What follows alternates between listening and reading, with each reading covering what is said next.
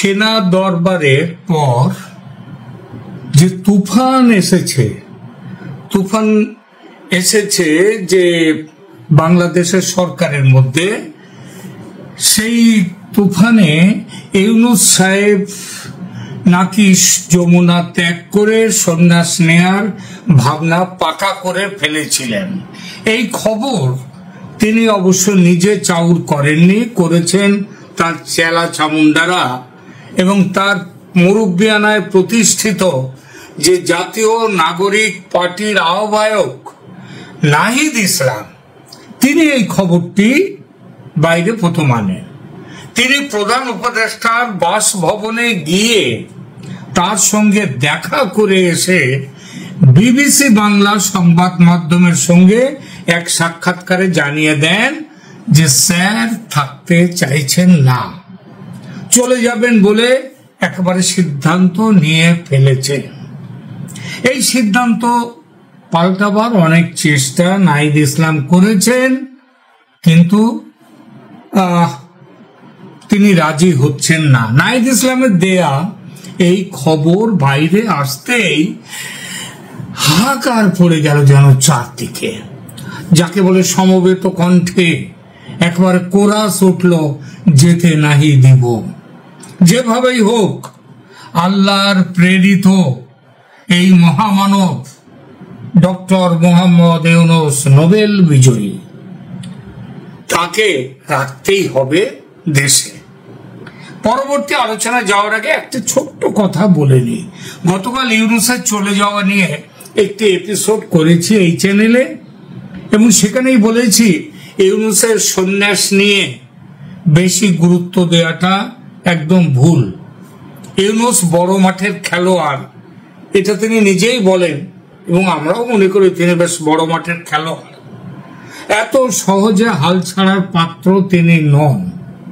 যদি সত্যি যমুনা ছেড়ে চলে যাওয়ার সিদ্ধান্ত পাকা হতো, তবে নিঃশব্দে যেমন ভাবে নবদ্বীপের সেই নিমাই ঠাকুর পাশে থাকা ঘুমন্ত স্ত্রী বিষ্ণুপ্রিয়াকে এবং পাশের ঘরে শুয়ে থাকা মা সচী মাতাকে বিন্দু মাত্র মনের কথা না জানিয়ে গৃহত্যাগ করেছিলেন, তেমন ভাবে চলে যেতে পারতেন ইউনূস, যদি তিনি চলে যাওয়ার ইচ্ছাটাই তার থাকতো সত্যি সত্যি। রাতের অন্ধকারে যাওয়ার দরকার হতো না, দিনের বেলায় সবার সামনে দিয়ে ড্যাং ড্যাং করে কাতারে কিংবা সৌদিতে কিংবা তুরস্কে কিংবা সরকারি সফর দেখিয়ে বাংলাদেশের বাইরে যেখানে খুশি যেতে পারতেন। তারপর ফেরাটা বাতিল করে সন্ন্যাস নেয়ার কথা তিনি বাতিল বলতে পারতেন, তা তিনি করেননি। তিনি নাহিদ ইসলামকে ডেকে নিয়েছেন যমুনায়, অথবা নাহিদ ইসলাম গেছে তার কাছে, সবগুলোই কিন্তু প্ল্যান মাফিক। তাকে মনের কথা বলেছেন, তাকে হাত পা ধরার সুযোগ দিয়েছেন, তারপর পুরো কিস্সা যাতে দেশের লোক জানতে পারে সবিস্তারে তার ব্যবস্থা করেছেন নাহিদকে ওই বিবিসি বাংলাকে দিয়ে দেওয়ার সাক্ষাৎকারে তার মধ্য দিয়ে। এই প্ল্যান যৌথভাবে করেছেন ইউনূস এবং তার শিষ্য নাহিদ এবং নাহিদের সঙ্গে যারা আছেন তারা। এই জন্যই আমি আগেই বলেছি এটা ইউনূসের নাটক। ইউনূসের মনের কথা আর মুখের কথা এক, এই অপবাদ তার অতি বড় শত্রু দিতে পারবেন না। অর্থাৎ তিনি মনে যা রাখেন বাইরে তা মুখে তা বলেন না। সুতরাং ওই যে তিনি বলেন না নিজেকে বড় মাঠের খেলোয়াড়, একদম ঠিক। আসলে এই নাটকটা ইউনূস মিয়া করলেন প্রচারের লাইমলাইট নিজের দিকে টেনে নেয়ার জন্য।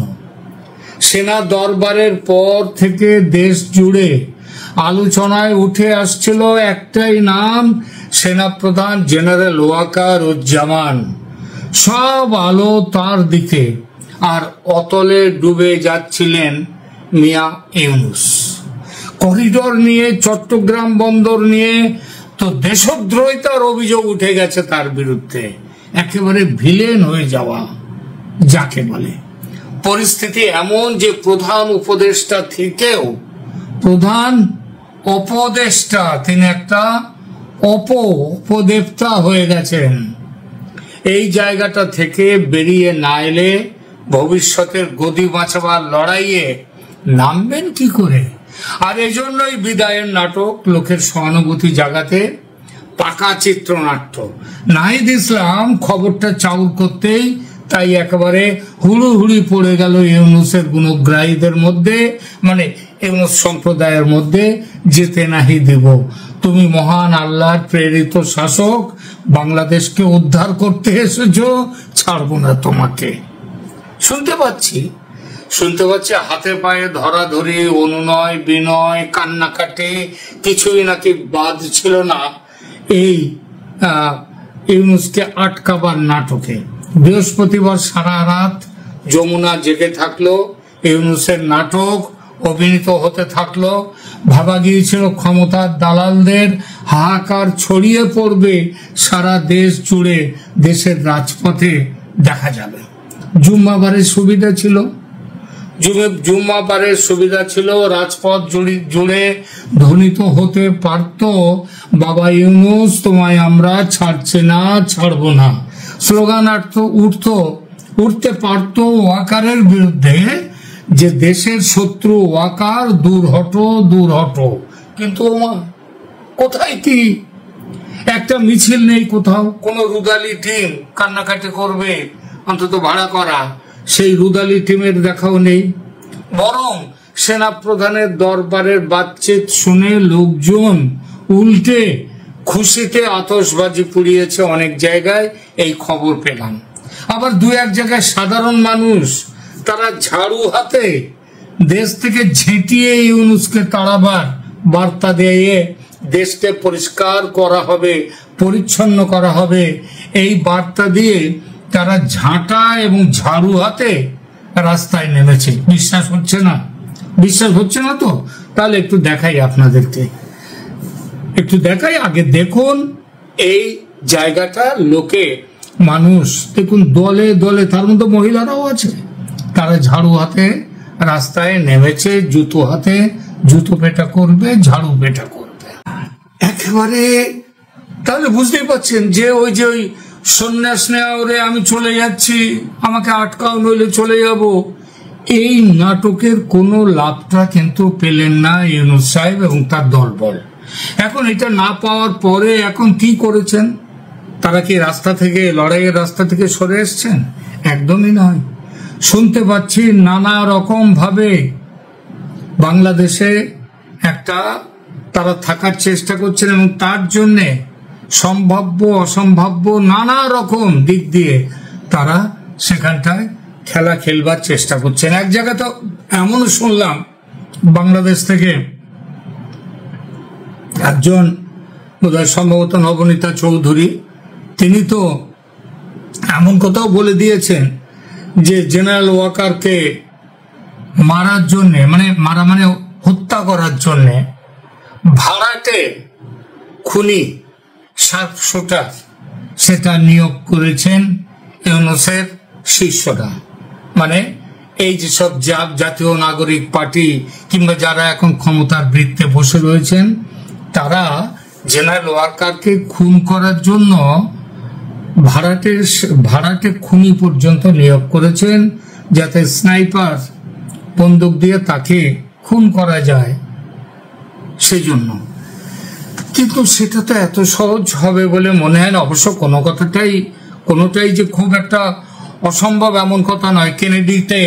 জন কেনেডিকে খুন করতে পারা গিয়েছিল, সেটা কিসের জন্য? সেটাই ভাড়াটে খুনিরাই করেছিল। আচ্ছা, তারপরে এই যে বেনজির ভুট্টোকে খুন হলেন, সেটাও কারা করেছিলেন? কত রকম ভাবে খুন হতে পারে, সুইসাইড স্কোয়াড, সেটাও পাঠিয়ে খুন করা যেতে পারে। সুতরাং জেনারেল ওয়াকারকে এখন কিন্তু খুব সতর্ক থাকতে হবে, কারণ তার নিজের যে প্রাণটা সেটার উপরে নির্ভর করছে কিন্তু বাংলাদেশের প্রাণটা অনেকটা।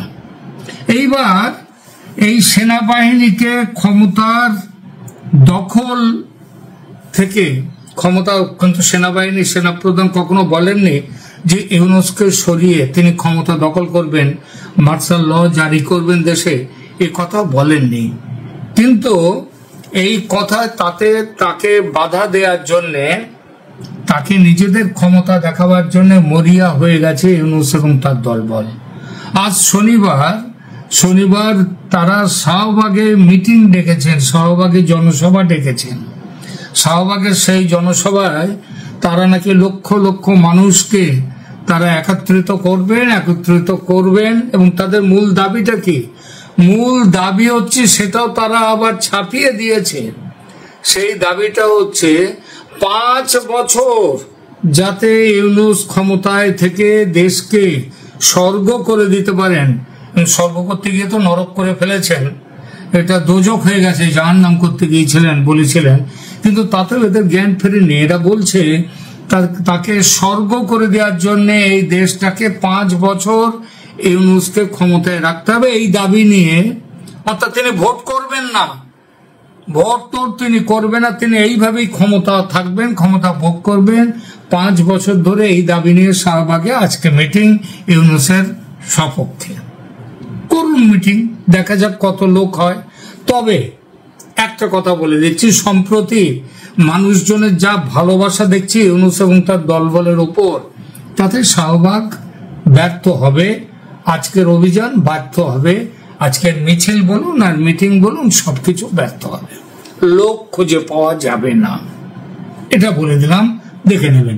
কিন্তু প্রশ্নটা হচ্ছে এখানে নয়, প্রশ্নটা এইটাই যে সেনাবাহিনী দেরি করলে কি কি সমস্যা তৈরি হতে পারে। ইউনূস কিছুই করবেন না, দেশের উন্নতি ছেড়ে দিন। শুনুন, যার এই বিছুটি পাতা তার চরিত্রকে হারাতে পারে কখনো? ইউনূস কখনোই নিজের চরিত্র, তিনি কয়লা যতই ধুন সেটা তার ময়লাটা কখনো যায় না। তো ইউনূস হচ্ছেন সেই জীব, এবং যাদেরকে নিয়ে তিনি ক্ষমতায় দখল করে রয়েছেন তারা হচ্ছে সেই একই গোত্রের জীব। সুতরাং কিছুই, দেশের যত বেশি দিন থাকবেন দেশ তত কিন্তু বিপর্যয়ের মধ্যে পড়বে। এখন প্রশ্ন, এই অবস্থায় আজকে যে সেনাবাহিনীর দিকে যে চ্যালেঞ্জ ছুড়ে দিল এই ইউনূস সম্প্রদায়, সেই চ্যালেঞ্জ নিয়ে, সেই চ্যালেঞ্জ তাদের ছুড়বার জন্য যে তাদের সময় দেয়া হলো, এটা কি উচিত হলো? আমার তো মনে হয় না যে দেশকে এইরকম একটা অরাজক পরিস্থিতির মধ্যে দেশের সেনাবাহিনীর প্রতি বাজে কথা বলা হচ্ছে, তাদেরকে খুন করার কথা ভাবা হচ্ছে। তো এইরকম একটা পরিস্থিতির মধ্যে দেশকে টেনে নিয়ে যাওয়া, ওদিকে আমেরিকার সেনাবাহিনী নামতে শুরু করেছে বাংলাদেশে, আমেরিকার সেনা তারা নামতে শুরু করেছে বাংলাদেশে, ওই করিডোরের আড়াল রেখে করিডোর দিয়ে তারা যাবে, এই যে ব্যাপারের জন্য। সুতরাং দেশ একটা ভয়ঙ্কর সংকটের মধ্যে কিন্তু আজ পড়েছে। এখানে যত দেরি হবে তত কিন্তু পরিস্থিতি খারাপ হয়ে যাবে। আর সেনাবাহিনীর মধ্যে ওই কয়েকটি 10 নম্বর ইউনিট যে ডিভিশন রয়েছে তারা এবং তাদের যারা নেতারা কিছু, এই খলিলুর রহমান, তাদেরকে নিয়ে ইতিমধ্যেই একটা প্যারালেল সেনাবাহিনীর মধ্যে একটা প্যারালেল বাহিনী কিন্তু তৈরি করে ফেলেছেন। তারা ওই চট্টগ্রাম জুড়ে, ওই অঞ্চল জুড়ে ইতিমধ্যেই তারা নানা রকম ভাবে দেশ বিরোধী কাজে মদত দিয়ে যাচ্ছে। সেই সেনাবাহিনী রাখাইন প্রদেশে যাওয়া আসা সমানে চলছে। তো এই যে ব্যাপারগুলো চলছে, এই বাহিনী প্যারালেল যে আরেকটা শক্তি কেন্দ্র খলিলুর রহমানকে দিয়ে খুলেছেন ইউনূস, এদেরকে যত দিন যাবে এরা কিন্তু শক্তি সঞ্চয় করার চেষ্টা করবে, কারণ এরা নিজেরা অপশক্তি, এটা শক্তিও বলতে পারেন অপশক্তিও বলতে পারেন, এবং তারা নানা রকম সমস্যার সৃষ্টি করতে পারে। এটা 1 নম্বর। 2 নম্বর আরেকটা জিনিস, যদিও আমাদের ওয়াকার সাহেবের প্রতি যাবতীয় সম্মান রেখে দিয়েই বলছি, তিনি এর আগেও অনেকবার বলেছি, তিনি রবি ঠাকুরের সেই কবিতাটা তাকে দেখলেই যেন আমার বেশি মনে পড়ে। সেটা হচ্ছে, যাহা চাই তাহা ভুল করে চাই, যাহা পাই তাহা চাই না। অর্থাৎ যাহা চাই তাহা ভুল করে চাই। তিনি তাদের সৌজন্যে শেখ হাসিনা দেশ ছেড়েছিলেন, ছাড়তে বাধ্য হয়েছিলেন। এটা চেয়েছিল সেনাবাহিনী, ছেড়েছিল। তারপর যেটা পেয়েছেন তিনি, এটাও সেনাবাহিনী তাদের চাওয়ার ফলেই এই পাওনাটা, এই ইউনূসের সরকার আসা।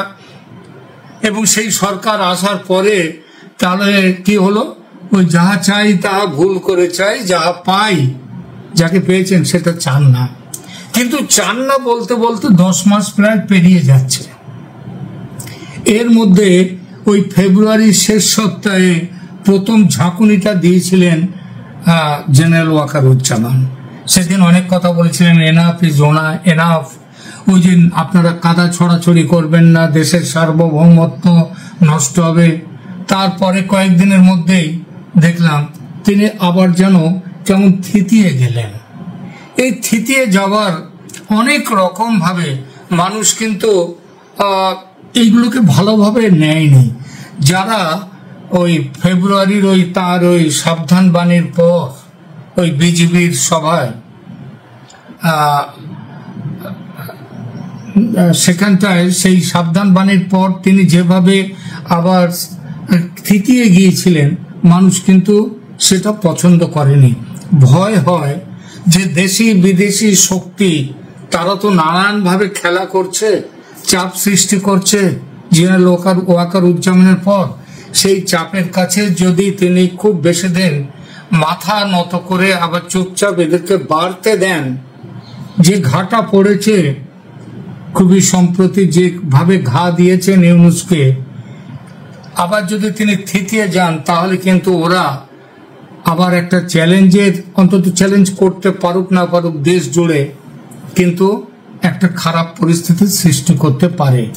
সুতরাং ওই খুব বেশি দিন এই চোরান আসনে ধর্মের কাহিনী, ইউনূসকে ধর্মের কথা বলে, ভালো কথা বলে বেশি দিন রাখলে সেটা কিন্তু দেশের পরিস্থিতি আরো খারাপ করে দেবে, যেটা নিশ্চয়ই ওয়াকারুজ্জামান চান না। সুতরাং বলবো যে খুব বেশি দিন এই সরকারকে বাঁচিয়ে রাখা, তাদেরকে সুযোগ দেয়া, এটা কিন্তু ঠিক হবে না, উচিত হবে না দেশের পক্ষে এবং তার নিজের পক্ষেও।